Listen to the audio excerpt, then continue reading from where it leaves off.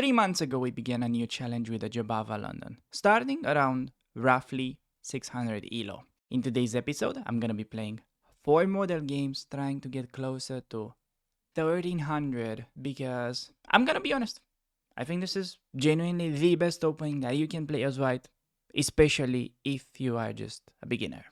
During this challenge, I got a pretty odd feeling because even though we have started against 600 ELO players, I can't really notice an improvement in my opponent's strength right now, simply because of how early you are able to pick up the initiative. Some people say about this opening that you kinda need to dodge a bullet every turn, but honestly, I think it's more of like you need to bite the bullet every turn. And seriously speaking, if you recently visited the dentist with the current inflation, I'd much rather lose a game of chess other than having someone work me in the mouth. So without further introduction, let's just dive right into the games.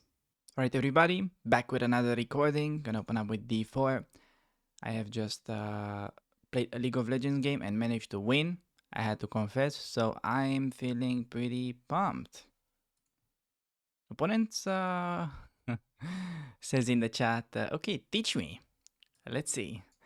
This may either be a fan or the biggest troll. And he starts with the move e6. Now I'm going to play knight to c3, still giving him opportunity to play d5 or knight f6, where against both we are going to be getting the bishop out onto f4. Just keeping it very casual, being, normal Jobava London guys. But yeah, let's see. We're gonna stick with the standard move, e3. Usually you wanna get used to the rule of playing e3 before knight f3 in the Jubava London. Just because whenever he does that, for instance, we will still have ideas to play maybe knight e2, maybe bishop d3 and then knight e2 in case we need to like really defend this knight. So, okay. I can play knight f3 or bishop d3. Here, I don't think the move order really matters that much. Just because, bishop d3 is usually to be preferred when, let's say, he has ideas to develop the bishop to f5. Now, the bishop being blocked by both of these pawns obviously doesn't make sense, so I can just do the knight. However, I'm going to start with the bishop. Still, in case he really wants to, like, go for the pin, I can perhaps do knight e2. So that's a little thing to keep in mind, okay? And there we go. Bishop to b4. If I do knight f3, I may get hit with knight d5, which is potentially like a little bit annoying. In that position, I have interesting option to sacrifice the pawn by castling, which I kind of want to show you, actually. So normally knight d2 is getting played if you really need to defend the knight so you're not losing a pawn. But yeah, more often than not, you need to be very careful since most of the times you actually want the knight onto f3.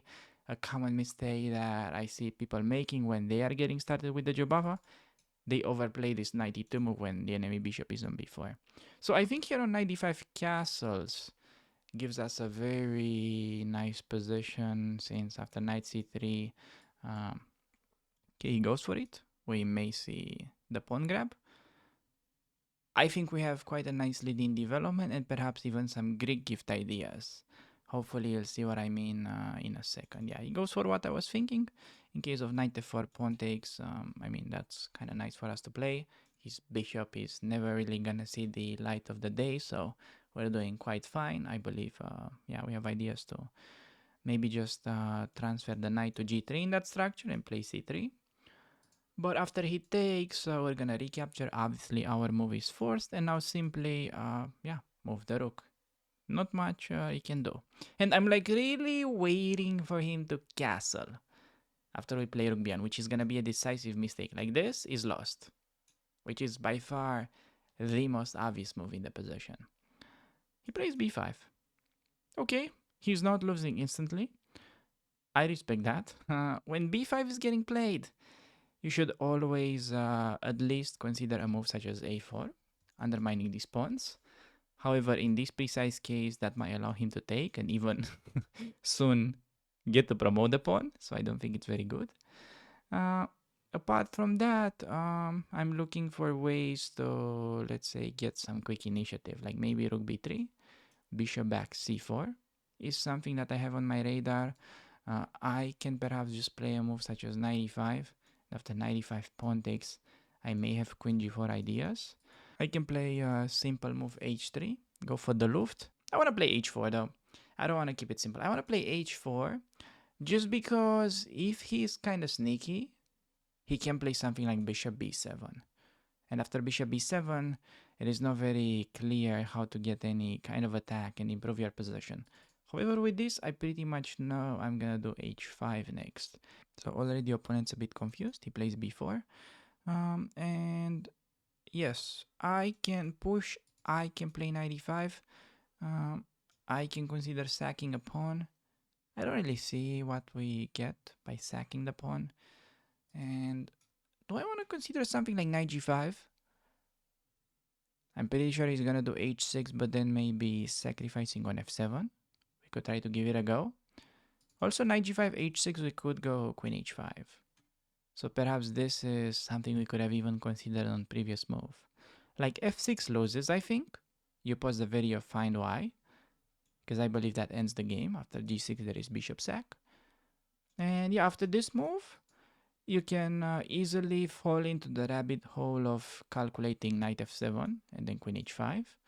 And then king runs to g8. And then let's say you can try to justify this. Or you can play the simpler queen h5. And the main tactical justification is that after pawn takes, rook remains undefended. And in case of g6, we have bishop takes. And after pawn takes, queen takes, we get to break through and the enemy king gets mated on f7. So I do believe this is very strong for a number of reasons. Like, to be honest, he may already have to castle because queen e7 or queen f6 feels like the easy way to deal with this. But I think black is just busted if you find the right move, which is knight takes on f7. Okay, he plays g6. I already mentioned that this idea is going to be vulnerable to bishop takes.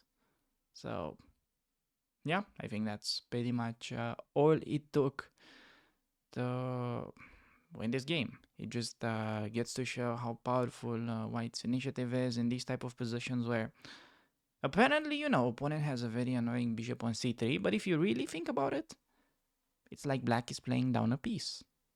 He has no pieces nearby, therefore we can afford to do so many things around his king, so he's like literally getting destroyed now after queen takes, and no matter where the king goes, you will seal the deal by playing queen f7.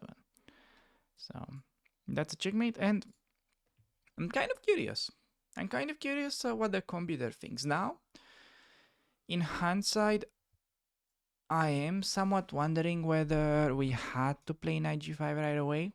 Absolutely bloody yes, you were supposed to play knight g5 immediately, which I am sure that someone like Hikaru would have found that move in his sleep. In fact, you're very lucky that I decided to take a minute of my time from watching Hikaru against Magnus to come here and show you what were the key takeaways from this game. Very important to understand that in this type of positions, most of the black players would do something like short castle, which loses on the spot after the brilliant bishop captures on h7, going for the bishop sacrifice, and then the knight lands on g5. You'd think we need to use the position of the poorly placed bishop, but in fact, you can forget about it because queen to h5 is just gonna give us a deadly attack. So, going back to how the game developed after queen to h5, the best move was to go for short castle, which, by the way, they never really played this because he's only doing it against weaker guys, where white would have had a killer blow, starting with knight to h7, forcing the rook away. And then we can go for the gorgeous bishop sacrifice. Please take a look on how the bishop on c3 is just doing a big nothing burger when knight to f6 is about to come and checkmate the enemy king, or at least win a queen. Now the cherry on top of the cake is that after queen to h5, the normal looking queen to f6 would have allowed the move knight takes on f7. After black would have recaptured, there would have been bishop to g6. Immediately forcing resignation because white is just picking up the queen I'm sorry, but now I have to go and continue my Hikari recaps. I'll let you enjoy the rest of this clown fiesta. Back with the white pieces, I got some coffee. This meaning that we're stronger than before. Gonna be going for the Jupava London. And let's see what our opponent has ready for us. Bishop to f5, okay. Interesting stuff. So, before you start pushing your f-pawn, that's usually a thing that we do whenever we see the bishop trying to like chase it away. Like this. Important to finish like your development properly. So then we're pretty much ready to play f3 most of the times unless he does something crazy. So expecting knight f6, most often he could also play knight c6, but he plays e6 instead. Now, I do believe he can just start with f3. Yeah, he could also play e3. I feel like e3 could be slightly more precise. Like for instance, if he goes for a move such as bishop d6, it's kind of like a strange move, although to be honest, like not very many people play like this. So I'm just gonna do e3. Normally, having knight here or knight c6, maybe bishop in. Yeah, we'll see. Not exactly sure how this person is gonna follow up. He seems to be rather unpredictable this far. c5, I think typical mistake, allowing knight b5, forcing knight e6. And then the knight is pretty much infiltrating there. I mean, not really infiltrating, just kind of occupying a very annoying square. So he plays a6. Okay, we didn't manage to guess his move, but he is playing against knight b5. So just gonna do f3, getting ready for the pawn push. Alternatively, you could do knight f3, knight e5. That's another typical plan onto the bishop move. And okay, he seems to be the kind of guy that goes for this like little moves. You know what I mean? It's like he's preparing to take a ride with a car and he's getting his windows prepared. Too bad it's not exactly the same, because he's not moving any pieces. So we're gonna play g4, just sticking with normal play, and normally h4 is kind of automatically getting played, with the idea that if the bishop goes to g6 and then you have this, you're threatening to win it by force. However, h4 just makes no threats in this position, so I think we can even delay that for a little bit and focus on the normal development. Bishop d3, just offering the bishop trade. I very much expect him to trade. Would be kind of odd to allow me to take and sort of misplace his rook. So there we have it. And always in the pawn storm, we're gonna be taking back with the queen, just making long castle even quicker. And not afraid of the check. I can obviously block either way. Not sure what's like optimal. Either bishop or knight would work. It's just a funny little strange move if he goes for the check, just because it very much means he's ready to give up that bishop when I will block. So I think it's better for him just to stick with normal development, like maybe knight c6, maybe even play a move like c5. It's not too late to do it. But for these kind of players, they usually don't have this concept down of, okay, in let's say closed games, developing the knight in front of the c-pawn is usually inferior. So yeah, it's very thematic. I think every kind of semi-serious player would have already this idea of playing c5 first and then the knight, very clear. Knight f6, simple move, just castling, and now that our king has kind of reached like a safe position, we are ready to just go for the usual plan. Okay, now your choice to figure out what the usual plan is, because, well, from our moves, it's kind of obvious already, like we did this kind of committal decisions. Therefore, we're gonna do nothing but continue with it. And on c5, I know for a fact, like a lot of people go dc5 in this structure, just thinking to always go dc5. Well, I think that's a mistake. It is not such a terrible mistake, but I usually never take when I have the pawn storm structure. I usually ignore and I let them push because I have simple square for the queen on d2, and after b5 it's critical to play a3 to slow down his attack. And in these type of positions, even though well, if properly played, computer says they're equal, I feel like white has much easier play because after c4, queen d2, b5, a3, it's gonna be pretty tough for our opponent to make progress. Like, one of the key concepts is that the bishop on f4 stops the enemy rook from activating using the b8 square. So this whole thing makes it hard for him to, like, let's say, advance with a5 in that position, because that will drop the pawn. And after knight c6, just he's pretty much sticking with normal developing move. I think it's already time to go for the attack. We have a very simple plan, okay? Castle long, push g5, g6. Do that, and I mean, you're gonna be getting a winning position most of the times. So he takes. If he does not, and let's say plays like knight back to g8, then g6 is critical, and after f5, e4 is usually the key move to blast open the position. White's usually much better. After takes, even better that we get to win the h-file. Important that you have the rook on h1 protected when you push g5. Some people may rush with that a little and get in trouble. Now, okay, we're gonna get a typical scenario like knight goes backwards and we have a choice. Okay, here it's perhaps the first moment of the game to like actually think.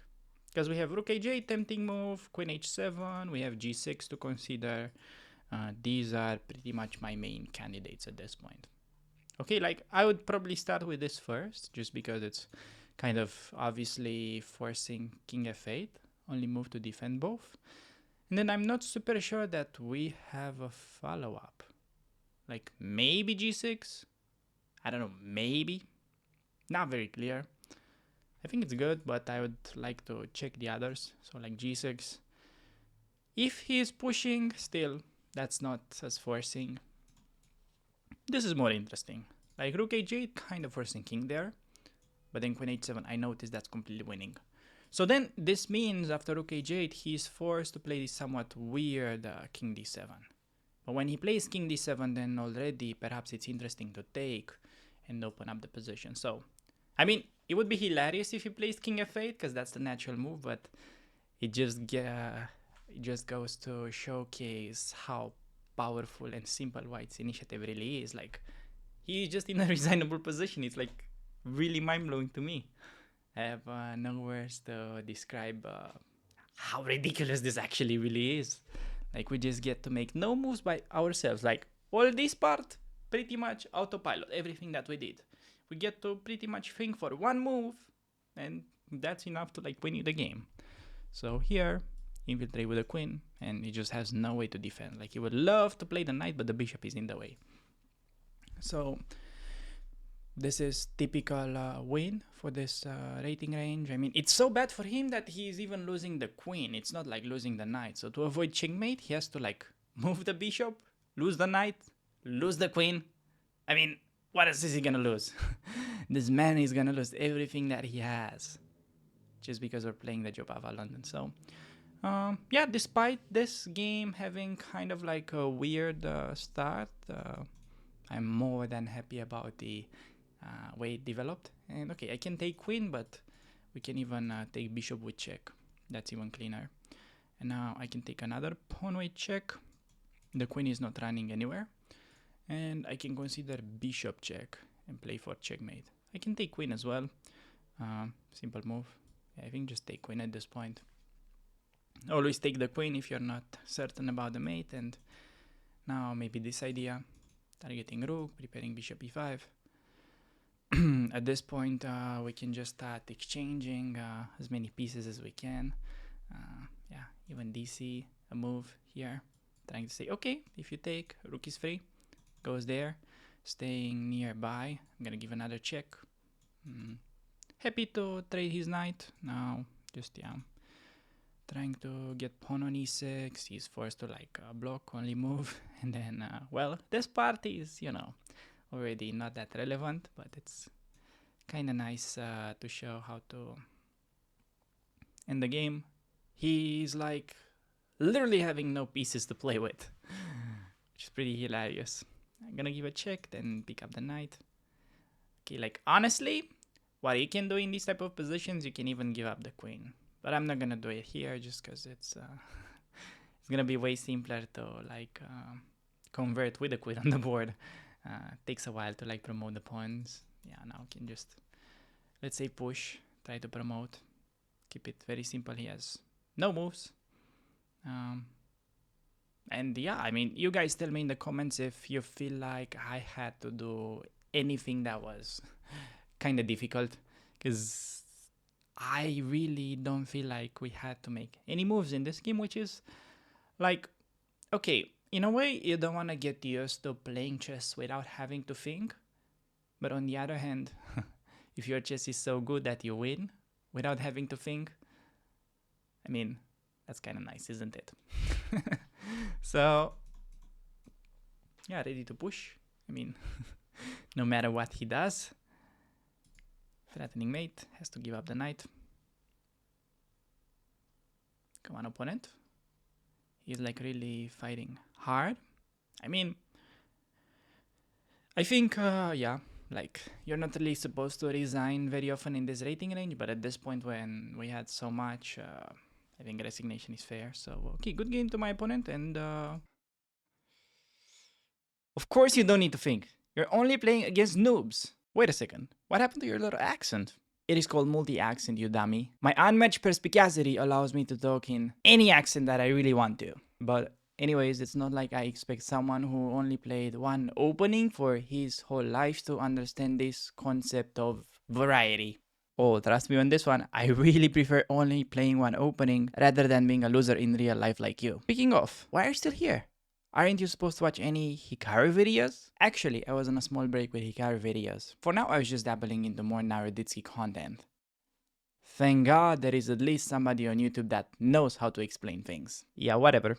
I think you're really weird. I bet you're a virgin. Seriously, when is the last time you touched a girl? Sir, please behave because that is none of your business. Anyways, you're lucky that I have 1 minute to explain you the critical moments of the game that you have just seen. So I think that by far the biggest turning point of this game is when White went for the typical g5 push. And here, Black did exactly what most of the people from this rating range would do, which is to take, already forfeiting the open file, which is leading to a winning position for White. But it was critical to play the move knight to h5. This is usually the only way for Black to get like a semi-reasonable position, which is kind of crazy if you ask me. And I think what you should generally be looking for here is to combine this idea of pushing g6, and then no matter how they advance the f-pawn, you can try to open up the position with e4. And usually, you know, the position can complicate in many ways, but I think that, you know, in general, White should be the one benefiting from these complications because the enemy king is stuck in the middle.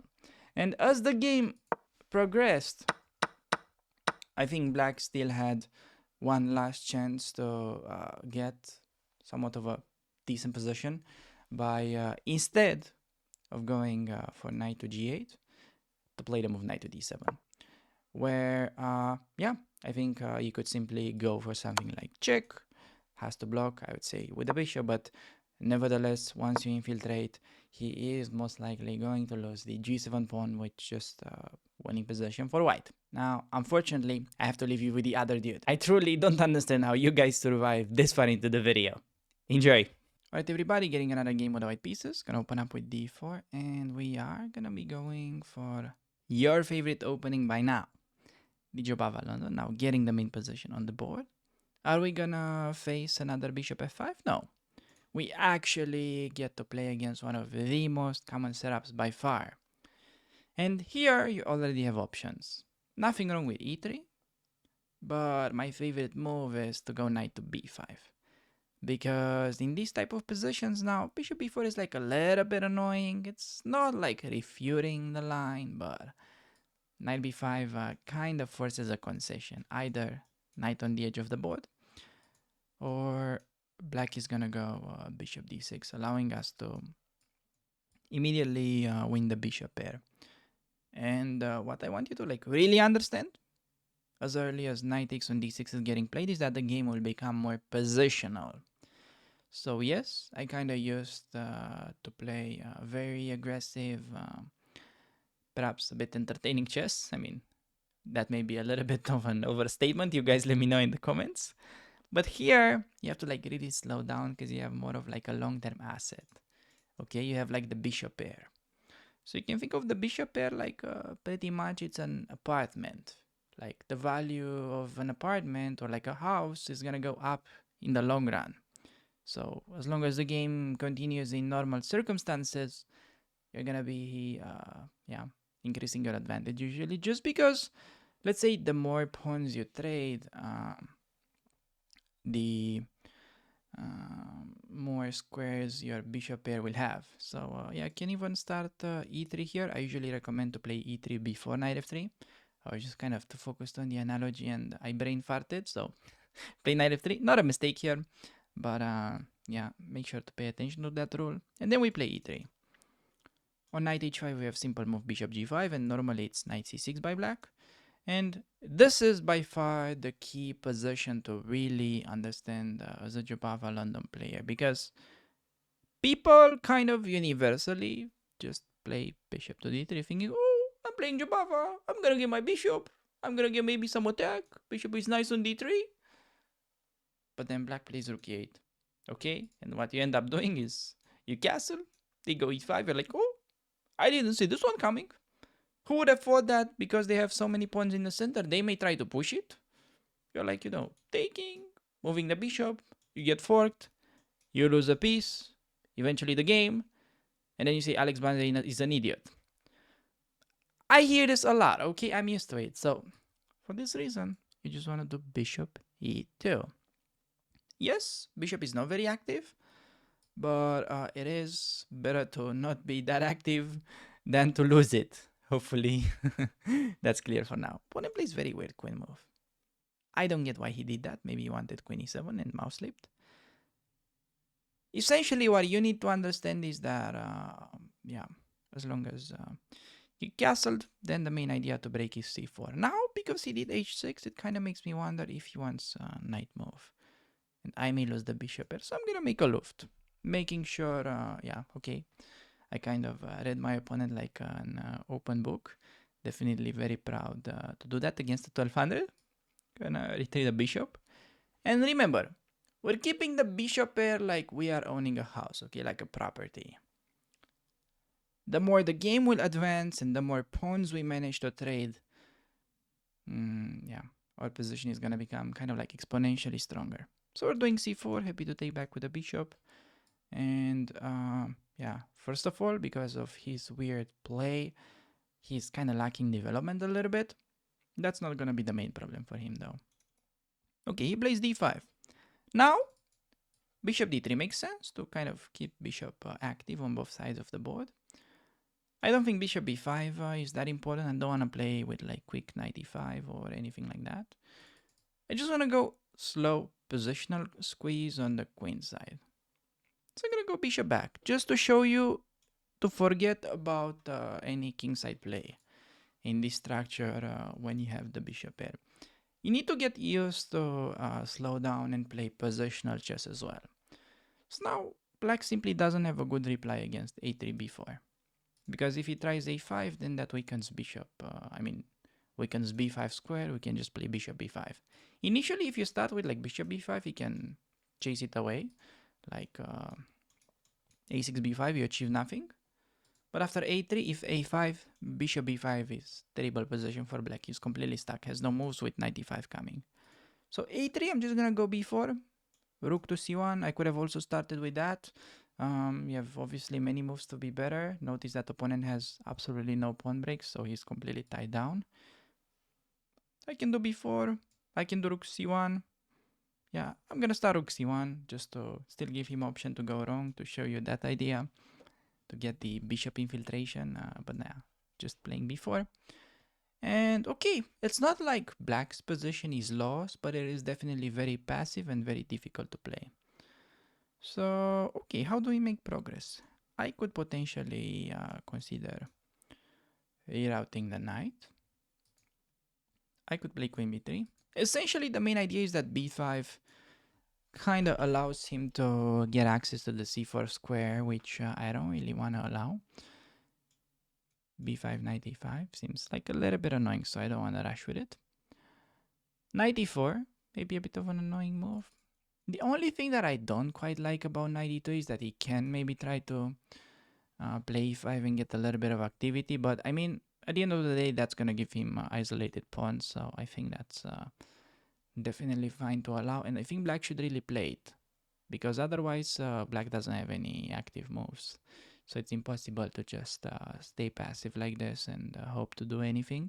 I mean, I have a lot of ways to keep improving, like queen b3, and then I can simply double up rooks on the open file, for instance. So yeah, e5, good timing by my opponent. I'm gonna take, and yeah, now we got an interesting game where white should be better. We have bishop pair against isolated pawn. So yeah, usually the more pieces we trade, the better it's gonna be against the isolated pawn. We really don't have to do much. We just have kind of like many long-term advantages, like bishop pair, and he has weak pawn. Considering knight f3 to trade his knight, I'm trying to put in balance whether knight c4 is giving him any interesting activity. Because I could also play a move such as queen b3, which I think I'm gonna do because it's very useful. Really, no other more useful queen move. Perhaps queen b2 could be an idea in some positions. I mean, I could play rook d1 onto the next move, just making small improvements. Perhaps knight f3.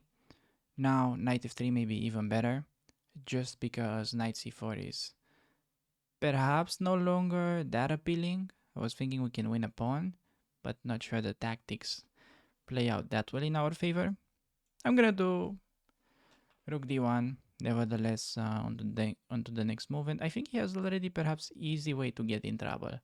Because for a lot of players, when they have passive position, it's easy to, let's say, try to exchange everything and play rook c8. But then I think I can trade, and then maybe queen c3, attacking two pieces, and he can try knight c6, but I think after b5, he's losing a piece, because when the knight moves, the bishop remains undefended, like wherever the knight moves. So he plays a6, which is kind of like a nice useful move. I'm just gonna play simple chess, bringing rook onto the open file, wait for my opponent to make a mistake, pretty much. Yeah. Next up, I could consider knight f3, but already mistake seems to have been made, just because it allows me to take, and he's gonna have well, isolated pawn plus double isolated pawns. So his only idea to be active is knight c4, and if we, let's say, exchange that knight, I think he's pretty much having nothing to play for. So even though yes, we love the bishops long term, I think here it makes sense to get rid of his single interesting move. So gonna be taking that, and perhaps I've got even a more unpleasant question for my opponent. Queen d3, he doesn't have a clear way to defend the pawn, but maybe he wants queen b2, and then he activates this way. So I don't want to really allow that. Therefore, I may start with knight f3, just preparing to play knight d4, and then the knight from d4, it's kind of like collecting the pawn on b5.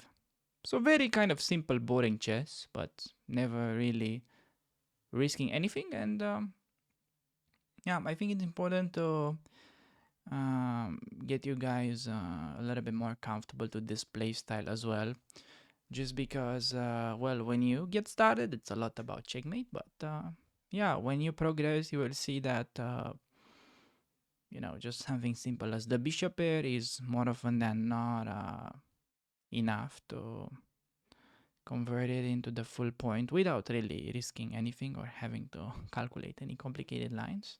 Still, he's quite fine for now, I would say. I don't see like an obvious way to break through, because After queen d7, if you make, let's say, simple naive move, queen d3, maybe rook c4 is annoying. And the rook becomes a bit annoying. So instead, I think queen d7, rook c5 would have been strong, targeting pawn on b5 and stopping rook c4. But he goes queen g5 instead, completely giving up the pawn. I don't see a threat, so I'm just gonna take. I think this was perhaps like a little bit, yeah, kind of too early, giving up on the pawn. He could have still tried to keep things together. Now I may have ideas to infiltrate even further.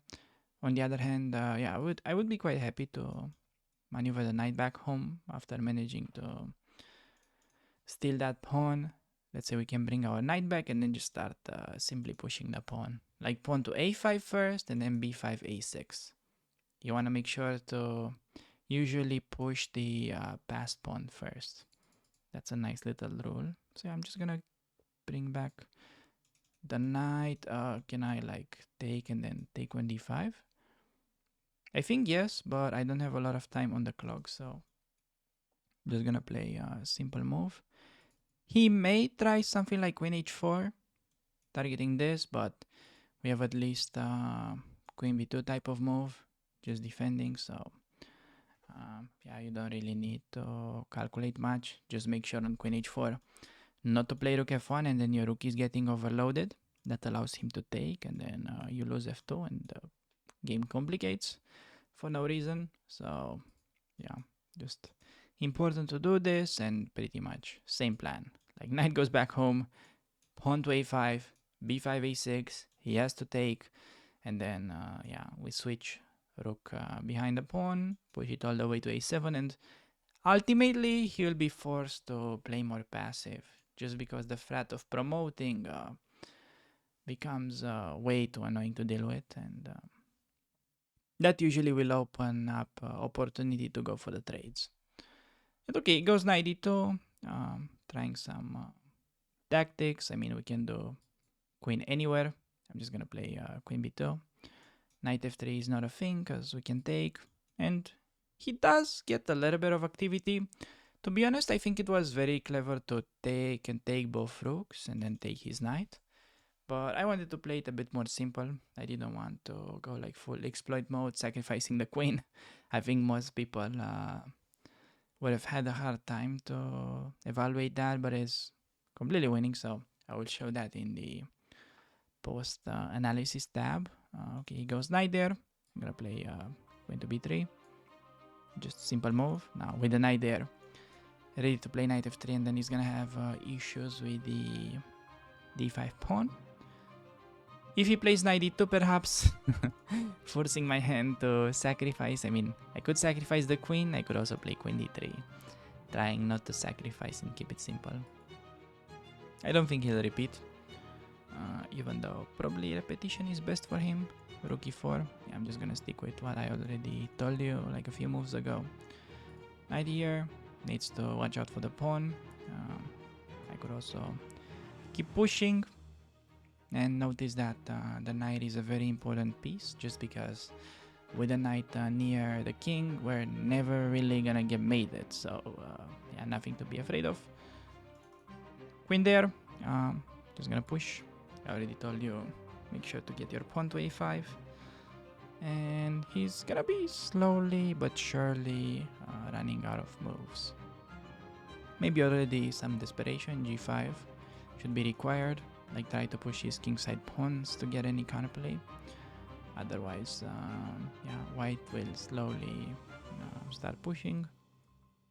Yeah, I think no sacrifices work, like the knight is pinned, so cannot really move without losing the rook. And okay, I cannot push because this pawn is gonna be hanging. So yeah, I do want to make a move. I'm gonna go queen c3 just because no need to be afraid of the discovery. Gonna centralize the knight. Still, he cannot really move, so yeah. Considering b5 idea. Oh, now that truly shows big panic moment when the rook drops, and can bring back the queen, g6, queen f6, then get to like infiltrate. Oh, actually g6, no queen f6. What am I saying? Don't forget about his queen. Oh, Alex, you almost did it again, blundering the queen during the video. Just gonna pick up the pawn on d5. I mean, we are having an extra rook, so yeah, gonna infiltrate next. Opponent resigns. He should have played on for a little bit in the time scramble, but he probably felt like wouldn't have gotten very far the way he played. But yeah, let's actually just go for the game review. To be honest, I think his opponent played quite good chess. I think you can clearly tell from his moves that he is probably a Hikaru fan as well. And about this game itself, I don't think it can really be said all that much, despite all the efforts from both players. Only we can mention what happened on move 28, where White has missed a brilliant chance after the move knight to d2, where he should have gone for the sacrifice by giving up the queen by playing rook captures on c8. If you recapture, that is hanging knight, and after knight takes on b3, well, White is able to collect the house. The rook takes, and even though we have sacrificed the queen, we're simply ready to complete our position with knight d4, bring the rook into the game, and our opponent can only watch as we start collecting all of his pawns one by one. With that, I'll leave you with the last game of the video, which really goes to show how you can beat a lot of these King's Indian players with a slightly surprising variation. It is not something that Hikaru would play himself, but I think it should work in your games. Right, everybody managed to find another white game. Just gonna be doing the usual stuff, and okay. We're getting another King's Indian type of guy. Gonna start knight c3. And then bishop g7 or knight f6. Important that you adjust your move order. In case you've been playing bishop to f4, I think you'd much rather benefit from playing e4. Just creating a huge threat of e5 right away. Pretty much forcing this move. Gonna get the bishop to f4.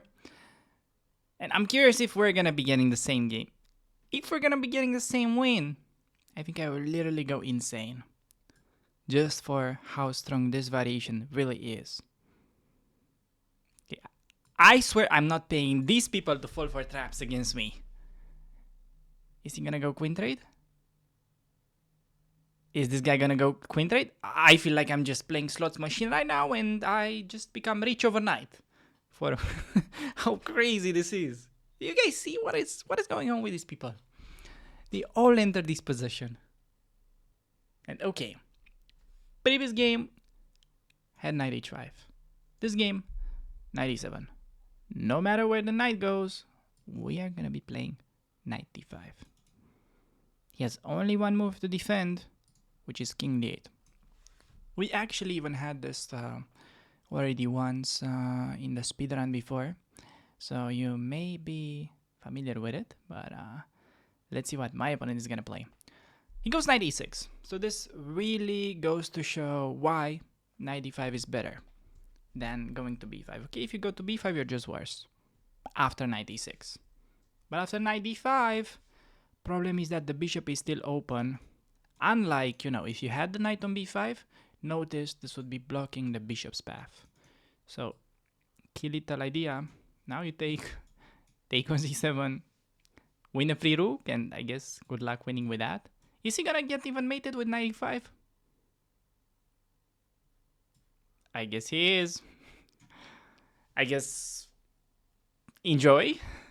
I don't know what can I say even more about this line, but yeah. Before I let you go, I have just realized that his course is now on a sale. And honestly, by the face that he is having in this picture, I think he may really need your support. Unlike in the games, at least while making the courses, he has access to the computer so he can double check everything. And you're at least somewhat covered from that perspective. But you know me, I'm just gonna continue and go ahead watch another Hikaru video because he would never sell out to make such silly courses on the internet. He can earn his money like a real man playing chess. Be careful who you watch on the internet, kids.